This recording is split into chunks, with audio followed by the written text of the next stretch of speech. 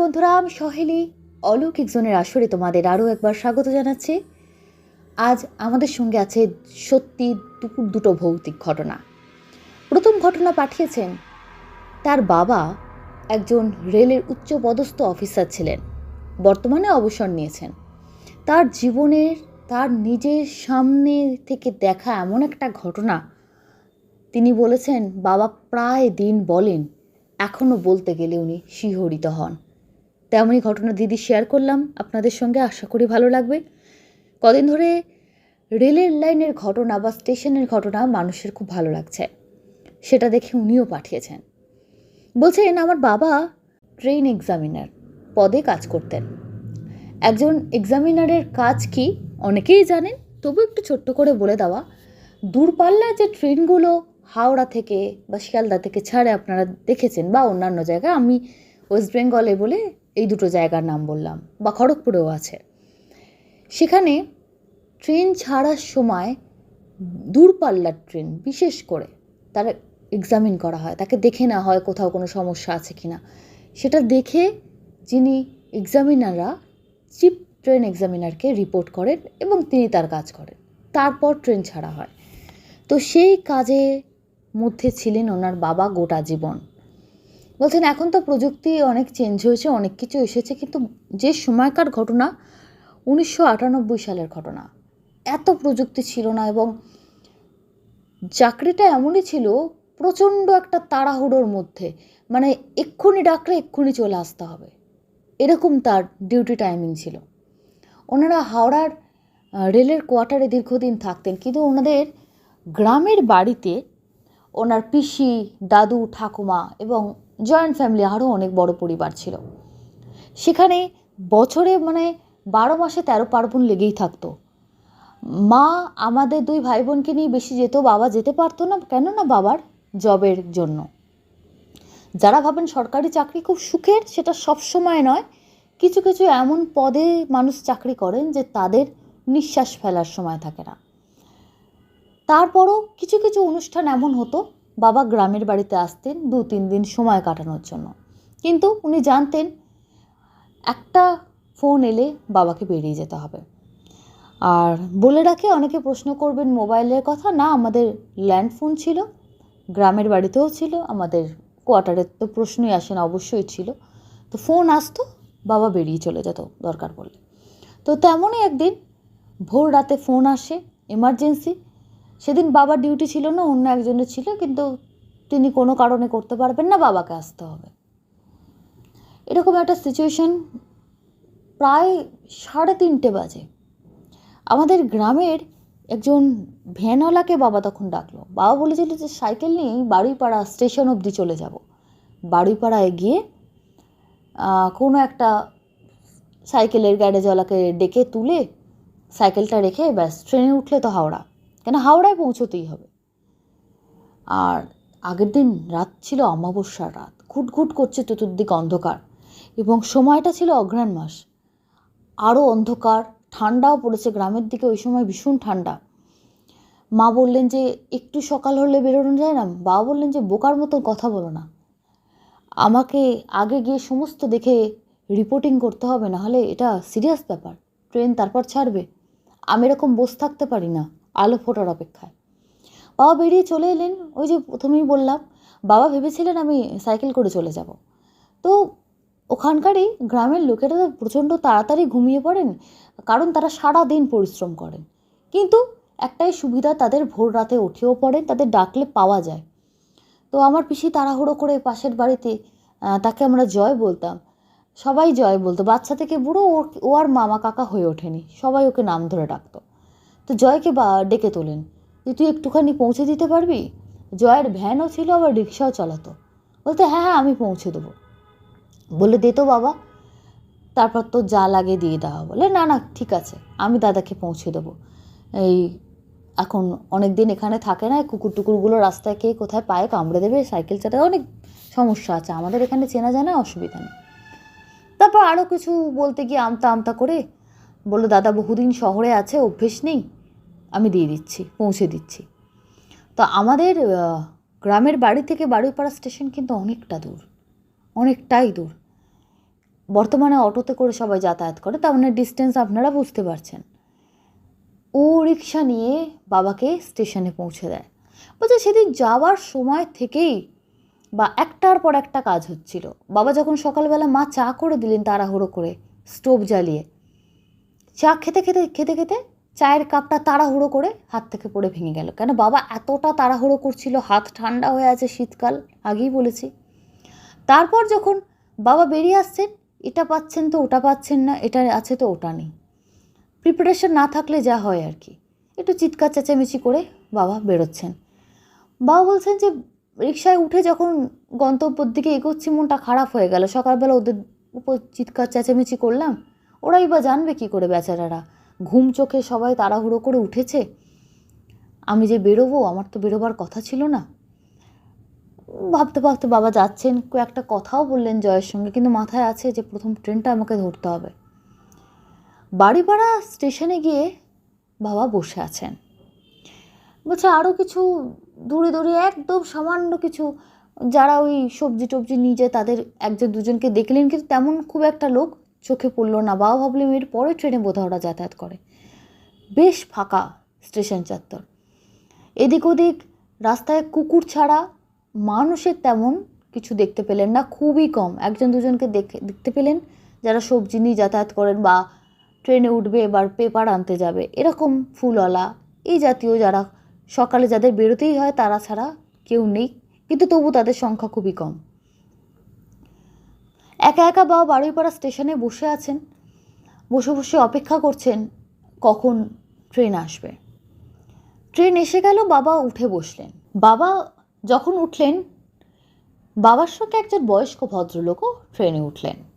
ভদ্রলোকের পরনে একদম ফুল হাতা সোয়েটার, মাফলার, টুপি পরা, সারে মাথা থেকে পা অবধি মোড়ানো, যাতে কোনো রকমে একটুও ঠান্ডা ঢুকতে না পারে, সেটাই স্বাভাবিক তার বয়স অনুযায়ী। কিন্তু এত বয়স্ক একজন ভদ্রলোক এত সকালে ট্রেনে উঠছেন, মানে রাত কাটেনি, ভোরের আলো ফোটেনি। বাবার দেখে একটু অবাক লাগলো। ভাবলাম হতে পারে, মানুষের তো এমার্জেন্সি থাকে। ভদ্রলোক এবার বাবার একদম মুখোমুখি এসে বসলেন। উনিও হয়তো দেখেছেন ফাঁকা ট্রেন, অন্ধকার চতুর্দিকে ঘুটঘুট করছে, বাইরের প্রকৃতি, সবাই তো সঙ্গী চায়। উনি বাবার একদম সামনাসামনি এসে বসেছেন। ওনার মুখের মধ্যে বয়সে ভারে একটা অদ্ভুত একটা চেহারা হয়েছে ওনার। চোখের তলাটা বেশ ফোলা, বোঝা যাচ্ছে শারীরিকভাবে বেশ অসুস্থ তিনি।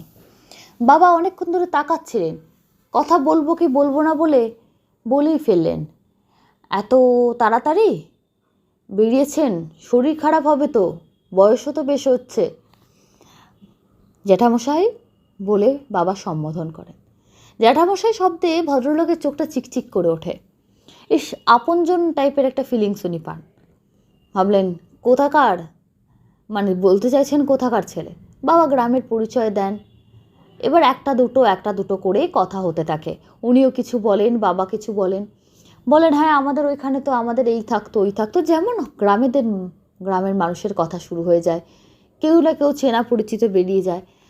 বেশ ভালোই কথা বলছেন ভদ্রলোক, তবে মুখটা পুরো ঢাকা, চোখটা নাকের অংশটা বেরিয়ে আছে। কথা বলছেন জাস্ট মাফলারটা নড়ছে। ভদ্রলোক বললেন যে আমি তো এই রকম প্রতিদিন এই সময় যাই হাওড়ায় আমার এই সময় প্রতিদিন যেতে হয়। এই কথাটা 2-3 বার উনি আওড়ালেন। বাবা বলছেন মনে করবেন না কিছু, তবে এত ঠান্ডায় ভোরবেলায় আপনার এই বয়সে তো অসুস্থ হয়ে যাবেন, একটু বেলার দিকে গেলে হয় না? পরপর তো ট্রেন এর পর থেকে। বলছে আচ্ছা অফিস আওয়ার্সে ভিড় হয় সেটাকে অ্যাভয়েড করার জন্য, তা বলে এত তাড়াতাড়ি 6টা-7টায় যেতে পারেন, এত ভোরের ট্রেনে?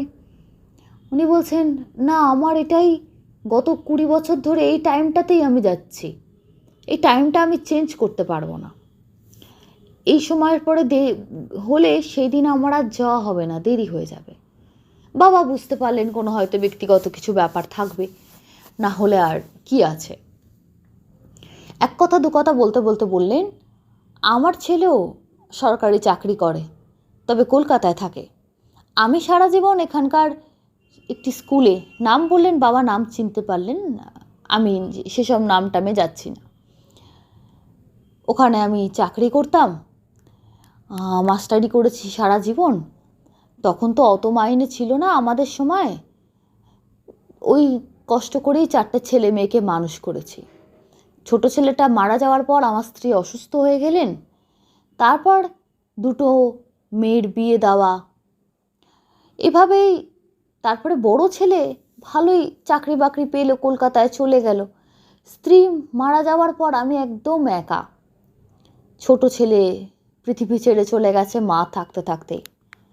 ওর ম্যালেরিয়া হয়েছিল, চিকিৎসা করতে করতেও মানে এমন পর্যায়ে পৌঁছেছিল কিছু করা গেল না। সেই দুঃখে ওর মা যে ওই বিছানা নিলেন, প্রায় 1 বছর উনি বিছানায় শয্যাশায়ী। তারপর তো সব শেষ। দুটো মেয়ে দাদার ঘাড়ে চাপিয়ে দিয়ে চলে যাব। তারপর তখনও আমার বড় ছেলে পুরোপুরি থিতু হয়নি। তো বড় মেয়ের বিয়ের পরই ও শ্বশুরবাড়ির তরফ থেকে ছোট মেয়ের একটা সম্বন্ধ এলো, আমি না করলাম না। 1 বছরের মধ্যে 2 মেয়েকে পার করে দিলাম। ঝাড়া হাত পা মনে হতে লাগলো। মেয়েদের তো একটা ব্যবস্থা করে দিলাম, মাথার ওপর মা নেই। এইসব নিজের কথা ভদ্রলোক বলছিলেন। তো বাবা জিজ্ঞেস করেই ফেললেন, এত কথা বলছেন বলে তো সকালে এত ভোরবেলায় কোথায় যান? উনি আজকে কোথায় যাচ্ছেন সেটা উনি বলতে লাগলেন না। উনি বললেন, আবারও সেই পুরনো কথাই বলছেন যে আমি ছেলে কলকাতায় চাকরি পাওয়ার পর ওখানে গিয়ে মেয়েকে বিয়ে করলো, ওখানেই থিতু হলো। বৌমা গ্রামের বাড়িতে থাকতে চায় না, বলেন বছরে 1-8বার আসবো ঠিক আছে, কিন্তু থাকা সম্ভব হবে না। পরবর্তীকালে ছেলে পিলে নাকি গ্রামে মানুষ হবে না, শহরের আদব কায়দা শিক্ষা না পেলে জীবনে নাকি চলা যায় না। আমার সঙ্গে একটু মতবিরোধ হয়েছিল। আমরা বললাম, আমরা কি জীবন কাটাইনি? তারা বললেন না, ওভাবে হয় না, ওই জীবন কাটানোটা নাকি আদর্শ জীবন নয়। ভদ্রলোক কিছুক্ষণ চুপচাপ বসেছিলেন, কি যেন ভাবছিলেন। বাবা বারবার হাত ঘড়ি দেখছেন, ওনারও সময় হয়ে আসছে। কখন ট্রেনটা হাওড়ায় ঢুকবে সেই চিন্তা ওনারও মনে মনে চলছে, কিন্তু এখনও কয়েকটা স্টেশন বাকি আছে। তারপর কিছুক্ষণ থেমে হঠাৎ ভদ্রলোক বলতে শুরু করলেন, আমার নাতি মানে আমার বড় ছেলের ছেলে, ও আমার বড্ড ন্যাওটা। শরীর এত খারাপ হয় ছেলেটার মাঝে মাঝে, এমনি লেখাপড়া খেলাধুলোয় তুখোড়। আমি না ওকে না দেখে থাকতে পারি না। একদিন বাড়িতে ফোন এলো, প্রচণ্ড পেটের যন্ত্রণায় ছেলে ছটফট করছে সেই রাত্রি 9:30-10টা থেকে। ওর মা বাবা বোধহয় ফোন করতে চায়নি, ওই জোর করে বলেছে দাদুকে ফোন করো, দাদুকে দেখতে চাই। ওই একটা ফোনে আমি ওই রাত্রিবেলা পাগলের মতন হাতের কাছে যা পেয়েছি যাকে পেয়েছি বলে কোনো রকমের স্টেশনে আসি, তারপরই এখান থেকে রওনা দিই। আবার থেমে গেলেন। বাবা বুঝতে পারলেন না ভদ্রলোক অতীতে এত বিচরণ করছেন কেন। কথা ছিল আজকে কেন যাচ্ছেন। উনি তো বলছেন বহুদিন আগের কথা। সেই হিসেব ধরলে তো সে নাতি আজ অনেক বড় হয়ে গেছে, এবং সেই ছেলে মানুষও থাকবে না যে দাদুকে ডাকো, পেটের যন্ত্রণা করছে। আর দাদু গ্রাম থেকে এসে দাদুর ডাক্তার নন।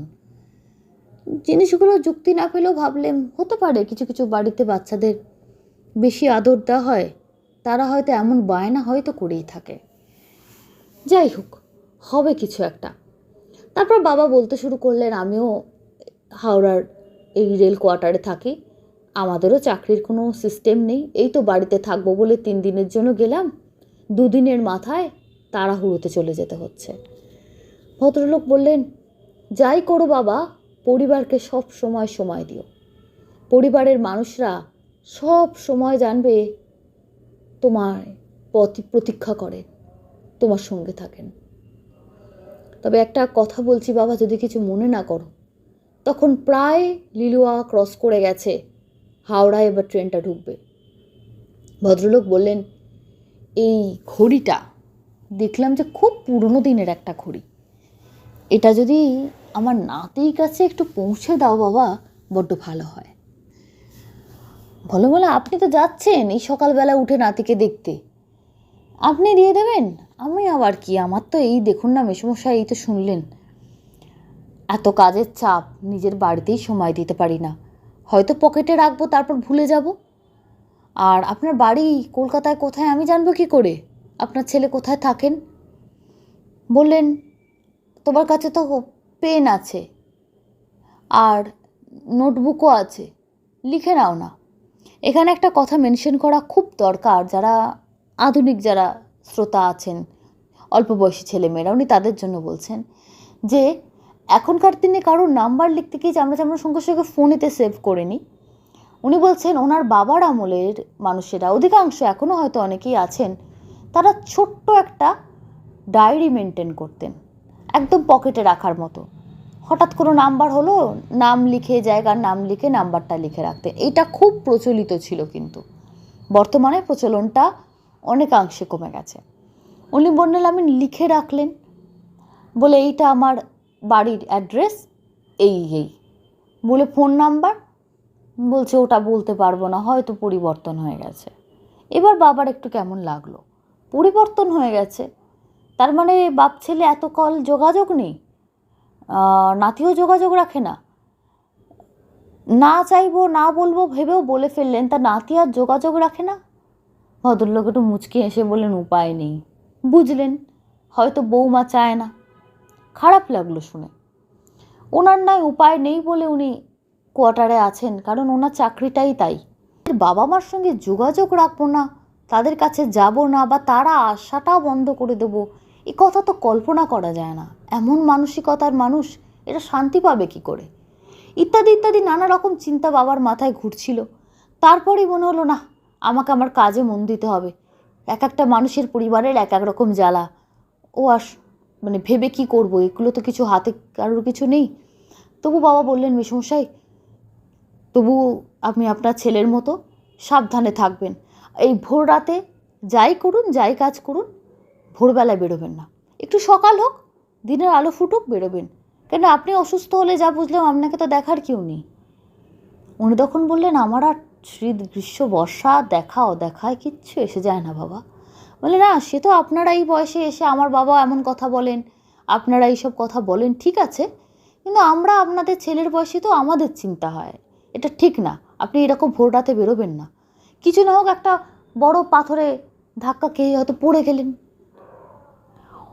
এইবার হাওড়াতে ট্রেনটা ঢুকে গেছে, কিন্তু ট্রেন ঢুকেই আমরা জানি সঙ্গে সঙ্গে তো দাঁড়িয়ে পড়ে না, আস্তে আস্তে স্পিড কমাতে কমাতে তারপর দাঁড়ায়। এবার ওই বয়স্ক ভদ্রলোকের স্পিডটা যেন মনে হলো একটু বাড়লো, মানে যেভাবে উনি প্রথমে হেঁটে আস্তে আস্তে উঠেছিলেন ট্রেনে, যেভাবে উনি বসলেন, যেভাবে কথা বলছেন, এবার আস্তে আস্তে যখন দুজনেই উঠে দাঁড়িয়েছেন, উনিও উঠেছেন আস্তে করে, এবং ওনার শালের ওপর দিয়ে ওনার হাতটা কোনো রকমে ধরে বাবা দাঁড় করিয়েছেন। সেই মানুষ বেশ তাড়াতাড়ি হেঁটে বাবাকে ক্রস করে একদম গেটের সামনে গিয়ে দাঁড়ালো। বাবা একটু অবাক হয়ে গেল, এই তো এত আস্তে আস্তে হাঁটছিলেন।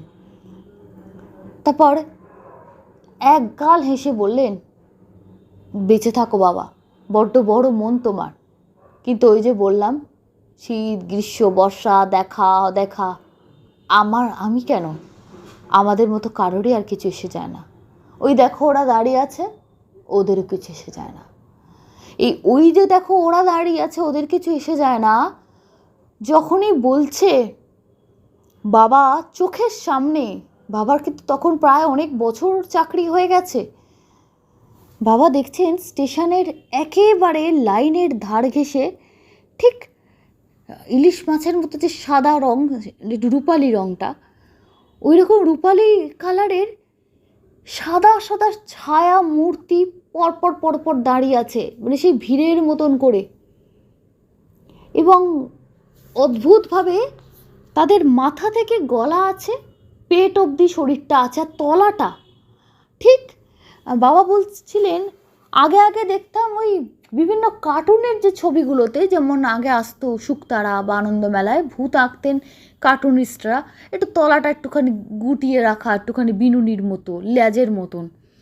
উনি ভাবতেন এগুলো বাচ্চাদের বেশ ভয় দেখানোর একটা মজার ছলে এগুলো আঁকা হয়, এগুলোর আসলে বাস্তবিক ভিত্তি নেই, কে কবে ভূত দেখেছে।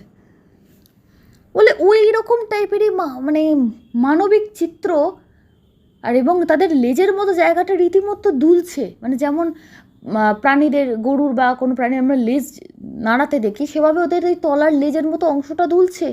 আর সাদা সাদা বললাম যে এক লাইন দিয়ে দাঁড়িয়ে আছে।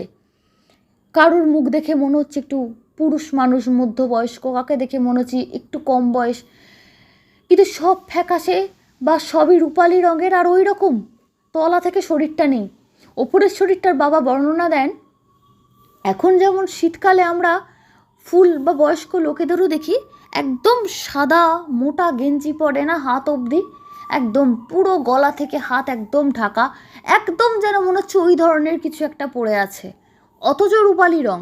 আর তলাটা কোমর থেকে তলাটা নেই, মানে পা ফাঁকিলো কিচ্ছু নেই। ওই রকম 10-12 জন, বাবা বলছেন তারা হয়তো বেশি হবে, ওরকম দাঁড়িয়ে আছেন।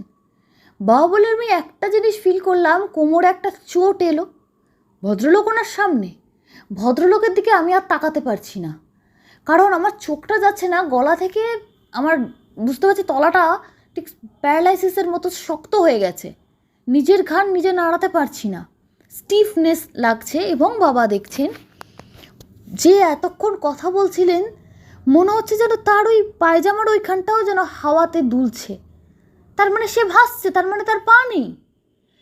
এই এত কিছু একসঙ্গে বাবা না আর কিছু, বাবার মধ্যে ছিল না। বাবা বলছে শরীরটা পুরো হালকা আর থর করে কাঁপছে, বলছে এক অদ্ভুত রকমের ফিলিংস আমি আজকে বলে বোঝাতে পারবো না। তারপর বাবা মানে হাওয়ায় যেন ভাসতে ভাসতে যাওয়ার মতো করেই নামতে যাচ্ছেন। 29 বছর তো ট্রেন দাঁড়িয়ে গেছে, মানুষ তো নামবে, নামতে গিয়ে বাবা সজোরে পড়ে যায় এবং বাবা এমনভাবে পড়ে যান যে একদম ভল্ট খেতে খেতে বাবা গিয়ে স্টেশনেরই দেখবেন হাওড়া স্টেশন চত্বরে প্রায় দেখবেন ট্রলিগুলো রাখা থাকে, বিভিন্ন কুলি ভাইরা রেখে যান, মালপত্র নিয়ে বিভিন্ন জায়গায় যায় ওরা, ট্রেনে তোলে বা ট্রেন থেকে নামায় ওই ট্রলিগুলো, বা এমনি শুধু মানুষের জামা কাপড় না, এমনি মালপত্র ওই ট্রলিগুলো করে নামানো ওঠানো হয়। তো ওই ট্রলিতে বাবার মাথাটা লাগে এবং হাতটা এমন বেকায়দায় ছিল, বাবার হাতও ভেঙে যায় এই কনুয়ের কাছ থেকে, এবং মাথার খুব জোরে লেগে ওই লোহায় লেগে মাথাটা ফেটে যায়। বাবা বহুদিন আমাদের রেলের হসপিটালে, আপনারা জানেন, ওখানে ভর্তি ছিল, বহুদিন বাবার চিকিৎসা চলেছে এবং বাবার ওই হাতের ওখানে প্লেট বসানো আছে। তারপর থেকেই বাবার শরীর দুর্বল হয়ে যায়। প্রত্যেকে বলেছিল প্রেশার ফল করেছে, কেউ বলেছিল এই, ডাক্তারের রিপোর্টে কিন্তু সেরকম কিছু পাওয়া যায়নি, তবে বাবার কোমরেও চোট লেগেছে এবং বলেছে যে কোমরের একটা সরু হাড় ওটাও ডিসলোকেট হয়েছিল। তো তারপরে বাবাকে ফিজিওথেরাপি করা হয়, অনেক কিছু করা হয়, কিন্তু বিষয়টা হচ্ছে তারপর থেকে বাবার ওই যে শরীর ভেঙে গেল, আজ অবধি বাবার তারপর থেকে ভালো যায় না। প্রতি বছর কিছু না কিছু বাবার লেগে থাকতো। এখনও বাবার শারীরিক, বিশেষ করে তারপর থেকে শ্বাসকষ্টের প্রবলেমটা এসছে, আর বাবার নার্ভের প্রবলেম চলে এসছে, যেটা সব থেকে বড়। শীতকাল হলেই শ্বাসকষ্টের প্রবলেম, আর সারা বছরই নার্ভের প্রবলেমটা বাবার চলে, সব সময় থাকে না। কিছু কিছু সময় বাবা বলছে শুতে যাচ্ছেন, সারাদিন ঠিকঠাক খাওয়া দাওয়া করলেন, হাঁটলেন, চললেন, এবার শুতে যাচ্ছে না, যত বয়স বাড়ছে প্রবলেমটা বাড়ছে। ওই ঘটনার পর থেকেই, তার আগে কিন্তু এগুলো কিছু ছিল না। বাবা দেখেন বসে আছেন তো সোফায়, বাবা দেখেন কিছু কিছু সময় মনে হয় কোমর থেকে পা অবধি জায়গাটা সার পাচ্ছেন না, যাতে তলার শরীরটা দুলছে। এই তলার শরীরটা দুলছে যখনই মনে হয়, আর ওই দৃশ্যটা বাবার চোখের সামনে ভেসে ওঠে। ডাক্তাররা বলেন নার্ভের প্রবলেম, কেউ বলেন সাইটিকা, কেউ বলেন বাবা কড়া ওষুধও খান, নার্ভের ওষুধ, যার জন্য রাত্রিবেলা তাড়াতাড়ি বাবার ডিনার করেন। ওই ঘুম ওষুধটায় প্রচণ্ড ঘুম আসা, শরীরটাও বেশ বাবার ভারী করে দিয়েছে। কিন্তু বাড়িতে একজন আসেন, ব্যায়ামও শিখিয়ে দেন। এখানে আর একটা কথা বলেই তো ছিল আমার বাবার বর্তমান অবস্থা, তারপর থেকেই চলেছে এরকম। মাকে সংসারের প্রচুর কাজ একা কাঁধে তুলে নিতে হয়েছিল বাবার অসুস্থতার জন্য। সরকারি চাকরি যায়নি, তবে প্রায় বাবায় ছুটি নিতে হতো অসুস্থতার জন্য। এখানে একটি কথা সবার মনে হবে, তো ওই ঘড়িটার কী হলো? ঘড়িটার ওই বাবার নোটবুকটা, ওগুলো তো বাবা যখন পড়ে যান বাবার পকেট থেকে, ওখান থেকে, আর রেলের অফিসার বাবা ছিলেন, সুতরাং প্রচুর চেনা জানা লোক ওখানে, বাবার ব্যবস্থা হয়ে গেছিল, মোটামুটি সবাই চেনেন ওখানে। প্রথম বাবার চোখে পড়েন একজন টিটি, চোখে পড়েন বাবা ভাবে পড়ে গেছেন। আর বাবার কে জানতেন, বাবা এতটাই নাম করা ছিলেন ওখানে। বাবাকে যখন তুলে তুলে নিয়ে যান, ওগুলো শুদ্ধই জানতেন বাবারই জিনিস। পরে বাবা যখন একদম সুস্থ হয়ে যান, মোটামুটি বাড়ি চলে আসছেন, কথা বলতে পারছেন, তো বাবা এই যে বলেছিলাম সেই আমার জয় মামা, যাকে আমরা কেউ মামা কাকা কিচ্ছু বলিনি কোনো দিন জীবনে, বর্তমানে বলি, আগে কিচ্ছু বলতাম না। বাবা জয় বলতেন, আমরাও জয় বলতাম। তো তাকে বাবা বাড়িতে রিলিজ হবার পর বলেছিলেন যে রাত্রিবেলায় হসপিটালে ঘুম আসতো না। ওই বারবার ভদ্রলোক বললেন জিনিসটা দিলেন না। তো আমার ওই জয় আমাদের বলেছিলেন যে দূর দাদা, ও তুমি স্বপ্ন দেখো, ওটা মাথার মধ্যে ঘুরছে না, ওটা তুমি স্বপ্ন দেখো বলে ওরম হচ্ছে। আর এখন অসুস্থতা স্বপ্ন আসতে পারে, দুর্বল তো শরীর, ওটা কোনো কিছু না।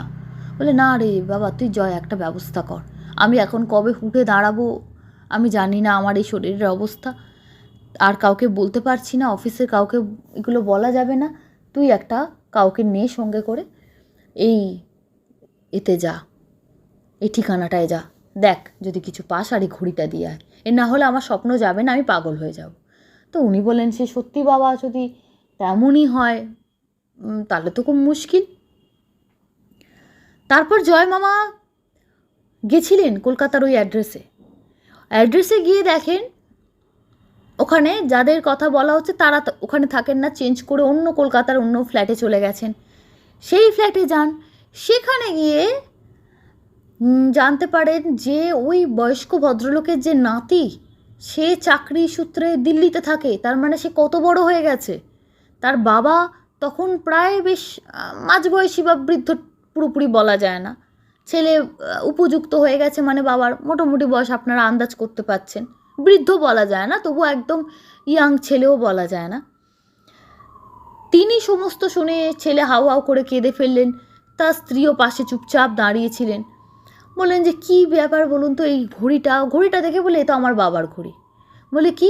বলে আমার ছেলেকে বাবা প্রচণ্ড ভালোবাসতেন।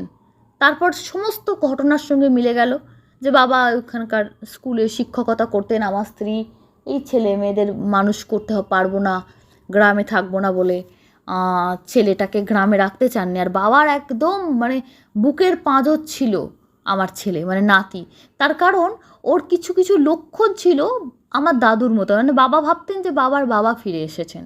তো সেইটার জন্য বাবা আরও বেশি, আমার বোনেদেরও ছেলে মেয়ে আছে, তাদেরকেও বাবা ভালোবাসতেন, কিন্তু এর প্রতি বাবার দুর্বলতা প্রচণ্ড বেশি। আরও একটি কারণ, বাবা তো আমার ভাইকে হারিয়েছিলেন, মাকে হারিয়ে বাবা তখন খুব দুর্বল মনের হয়ে গিয়েছিলেন, একে একেবারে আঁকড়ে ধরেছিলেন। বাবা প্রায় ওখান থেকে রোজ ট্রেনে করে হাওড়া থেকে বাস ধরে আমাদের বাড়িতে, রোজকার ডিউটি ছিল। কিন্তু কোনো দিন বাবা ওই বয়সেও রাতে থাকতেন না, শীত গ্রীষ্ম বর্ষা ঠিক 8টা নাগাদ পেরিয়ে চলে যেতেন, বাড়ি ফিরতেন দেরিতে। আর স্টেশন থেকে মানে গ্রামের বাড়ি সব সময় বাবা টেকারে উঠতেন না, কিছু কিছু সময় সাইকেল রাখতেন, সাইকেল করে যেতেন। বলছে প্রচণ্ড পরিশ্রমী ছিলেন আর খুব শক্তপোক্ত মানুষ ছিলেন, গ্রামের মানুষ তো। তাও বাবাকে বলতাম, বাবা এভাবে রোজ রোজ এসো না, এরকমভাবে তোমারও শরীর খারাপ করবে, বয়স হচ্ছে আস্তে আস্তে। তার আগে একবার বাবা পড়ে গেছিলেন, বলেছিলাম এভাবে এসো না। বাবা প্রায় দিন আসতেন, তারপর আস্তে আস্তে আসার এটা কমিয়ে দেন। কিন্তু একদিন আমার ছেলের এত অসহ্য পেটের যন্ত্রণা, অ্যাপেন্ডিক্স হয়েছিল আর কি, অপারেশন করাতে হবে, দাদুকে দেখবো, সে ছেলের কি অবস্থা। বাবা ওই ভোর রাতে উঠে চলে আসতে যাচ্ছিলেন, তখনই বাড়িপাড়া স্টেশনে বাবা রেলেতে দুর্ঘটনার শিকার হন। কিন্তু বাবার শরীরটা ছিন্ন ভিন্ন হয়ে গেছিল। কিছু জিনিস পাওয়া গেছিল, আমরা শনাক্ত করি, গ্রামের লোকেরা আসে, আমাদের চারতুতো কুর্তুতো তারাও আসে, বোনেরা আসে, তবে বাবার এই ঘড়িটা কিন্তু পাওয়া যায়নি। আজকে আপনার ঘটনা শুনে মনে হলো সত্যিই বাবা এতদিন ঘুরে বেড়াচ্ছিলেন। কেন যে ওনাকে বিশ্বাস করে বাবা এতদিন, কিন্তু এত লোক কাউকে কিন্তু কেউ আজ অব্দি এসে বলেননি যে তোমার বাবা দেখা দিয়েছে বা কিছু। হয়তো এনারা সবাইকে বিশ্বাস করতে পারেন না, বা সবাই দেখতে পায় না, সে ক্যাপাসিটি থাকে না। আমি বর্তমানে বাবাকে বলি যে বাবা তারপর তুমি আর এরকম কোনো দিন কোনো ভৌতিক ঘটনা দেখেছো? বা বলে কোনো দিন দেখিনি, এবং সেই ভদ্রলোককে তারপর আর কোনো দিন দেখিনি। তারপর বাবা যখন সুস্থ হয়ে গেলেন, বাবা তো অনেকবার ওরকম ভোর রাতে আরও তো বেরিয়ে এসেছেন, আর কিন্তু কোনো দিন কোথাও কিছু দেখেননি। কিন্তু সেদিন বাবা যে একটা অলৌকিক জগতের সঙ্গে পরিচিত হয়েছিলেন। বাবা বললেন, এই আমার চেনা কর্মস্থান, আমার হাওড়া স্টেশন, যেখানে মানুষ আগের দিনের ঘটনার মতোই, শিয়ালদা স্টেশনের মতোই একই বিষয়ে দাঁড়ালো, যেখানে মানুষের পা ফেলার জায়গা থাকে না, মানে একটা স্রোতের মতো মানুষ নামে যখন একটা ট্রেন দাঁড়ায়, সেখানেও এরকম অশরীরীরা, তাদেরও আস্তানা আছে, তাদেরও একটা আলাদা জগৎ আছে। বাবা বললেন, আমি সেদিন জানতে পেরেছি। এবং আমি বারবার বলতাম যে এমনি স্টেশন চত্বর নোংরা করবেন না, তো আমরা বলি, তারপরেও বলতাম যে এমন কিছু করবেন না যাতে ওরাও যায়, ওদের তো সবাই দেখে না, তারা কষ্ট পায় বা কিছু। তারপর থেকে বাবা স্পিরিচুয়ালি অনেক বেশি কানেক্ট করতো, ঈশ্বরে বিশ্বাস হতো। এগুলো আস্তে আস্তে বাবার মধ্যে তৈরি হয়েছিল, কেন বাবা ওই জগৎটাকে এক ঝলকের জন্য হলেও দেখেছিলেন যে আমাদের দেখা চেনার বাইরে একটা জগৎ আছে। কে বিশ্বাস করলো কে করলো না তাতে সত্যি কিছু এসে যায় না, যেটা আছে সেটা আছেই। এটা বাবার বক্তব্য। আমিও কিছুটা বিশ্বাস করি, কারণ যা অ্যাক্সিডেন্ট বাবার হয়েছিল আর যা দিন আমরা কাটিয়েছিলাম, অবিশ্বাসের তো কোনো জায়গা নেই। আর আমার বাবা তো কোনো নেশার ঘরে যাচ্ছিলেন না, তিনি ডিউটিতে ছিলেন, একটা মাথায় কাজের চাপ থাকে, তিনি ওই সময় ওই জিনিস দেখছেন, সেটা একটু বিশ্বাস তো করতেই হয়। এই ছিল ওনার ঘটনা।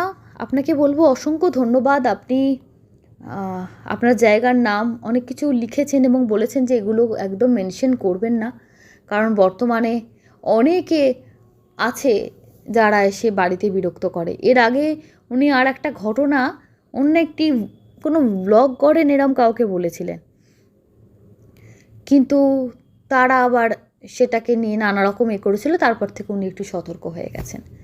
ঠিক আছে, কোনো সমস্যা নেই। আজকের দ্বিতীয় ঘটনা শেয়ার করেছেন জয়িতা। লিখছেন, নমস্কার দিদি, আমি জয়িতা বর্ধমান গলসি থেকে বলছি। আমার মামার বাড়ি গুড়াব বেলতলা। একটি ভৌতিক ঘটনা তুলে ধরছি। আমার দিদিমা 30 বছর আগে মারা যান। তখন মা, মাসি, মামা সব ছোট ছিল। দাদু আবার দ্বিতীয় বিয়ে করেন। মা, মাসি, মামা আস্তে আস্তে বড় হতে থাকে। মা আর মাসির বিয়ে হয়, তারপর আমরা জন্মাই, আমরা বড় হতে থাকি, এভাবেই দিন কাটছিল। একদিন দিদা তার বাপের বাড়ি যান। দাদু ঘরে একাই ছিলেন। মামা ট্রাফিক হোমগার্ডে কাজ করতেন, তাই অনেক সকালে বেরিয়ে যান। রাত 12টায় ফেরেন, তাই দাদুকে একাই থাকতে হচ্ছিল। মামার তখনও বিয়ে হয়নি। এরকমভাবে 2 দিন একা থাকবার পর দাদু প্রচণ্ড অসুস্থ হয়ে পড়েন এবং হাসপাতালে ভর্তি করতে হয়। এই খবর শুনে দিদা বাড়ি ফিরে আসেন। হাসপাতাল ঘর যাওয়া আসা, কেননা মামা সব সময় যেতে পারতেন না, অনেক ব্যস্ত। সেই সময় দাদু হাসপাতালে ভর্তি, দিদা একাই ছিলেন। দিদি আবার বলছি মাথা ভার হয়ে যন্ত্রণা হচ্ছে, বলছেন নাকি আমার দুপাশে কেউ বসে আছে, গায়ের ওপর কেউ বসে আছে। দিদাকে মামা আবার কাছের এক প্রাথমিক হাসপাতালে ভর্তি করে। শেষে দেখা যায় একদিকে দাদু, একদিকে দিদা অন্য অন্য হাসপাতালে ভর্তি। হাসপাতালে দেখতে গেলে দিদা বলতে থাকেন, আমি বাড়িতে যাব না, আমার ভয় লাগে, মনে হয় কেউ হাঁটাচলা করছে। মাঝে মাঝে বাজে পচা গন্ধ বাড়ি থেকে আসে। মা বাবা একজন তারকেশ্বরের কোনো গ্রাম থেকে সিদ্ধ পণ্ডিত এনে বাড়িটায় দেখান। তখন উনি বলেন এখানে 4টে আত্মা বসবাস করছে। উনি বড় যজ্ঞ করার জন্য বলেন। ওনারা একটা ভালো দিন দেখে পূজার ব্যবস্থা করেন। 2 দফায় পুজোটা হয়েছিল।